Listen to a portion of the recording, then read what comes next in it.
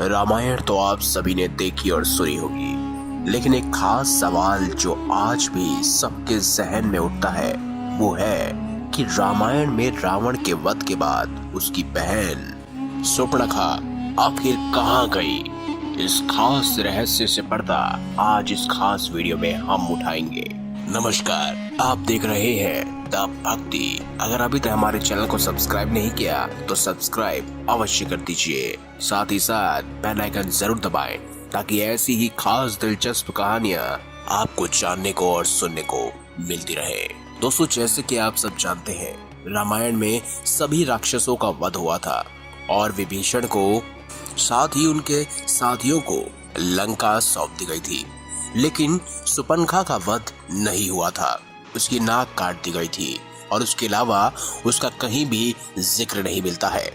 वो इंसिडेंट तो आप सभी को पता ही होगा, जब सुपर्णखा राम की तरफ आकर्षित होकर उसके पास आती है और उससे कहती है कि वह उससे प्रेम करने लगी है, लेकिन राम मना कर देता है क्योंकि उसने पहले से ही सीता से विवाह कर रखा होता है।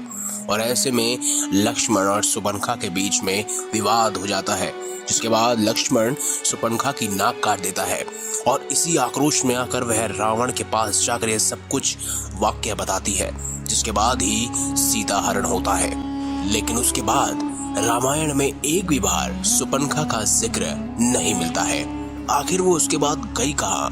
दोस्तों, कहते हैं उसकी नाक जब काट दी गई थी उसके बाद से ही वह अपना चेहरा छुपाने लगी थी। उसके सारे भाई मारे जा रहे थे, यानी श्री राम के साथ युद्ध में परास्त हो रहे थे, तब वह एक आश्रम में छुप कर रह रही थी। रावण की मृत्यु के पश्चात वह दैत्य गुरु शुक्राचार्य के पास गई और जंगल में उनके आश्रम में रहने लगी। राक्षसों का वंश समाप्त न हो, इसीलिए शुक्राचार्य ने शिव जी की आराधना की, जिन्हें अपना स्वरूप शिवलिंग शुक्राचार्य को देकर कहा कि जिस दिन कोई वैष्णव इस पर गंगा जल चढ़ा देगा उस राक्षसों का सर्वनाश हो जाएगा।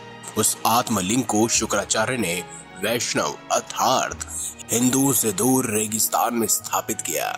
जी हाँ, जिसे आप मक्का मदीना भी कहते हैं।